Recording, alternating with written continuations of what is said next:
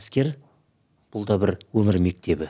Балалық шақтан алып қарайтын болсақ, балабақша, мектеп, студенттік өмір деген сияқты әскер де бұл бір өмір мектебі. Сол себепті бұл өмір мектебінен өту қажет.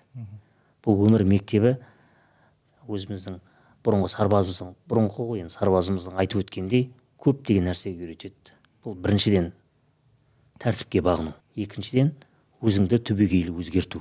Кез келген азамат, әскерге барып келген азамат пен әскерге бармаған азаматты екеуін салыстырып қарайтын болсақ, олардың деңгейі екі түрлі.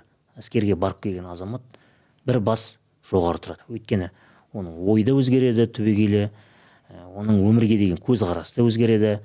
Әр нәрсені бағалай біледі. Ата-ананың да қадірін бағалай біледі, күнделікті уақытында қадірін бағалай біледі, бағынудың не екенін біледі, тәртіптің не екенін біледі, және алдыға мақсат қоя білуді де біледі.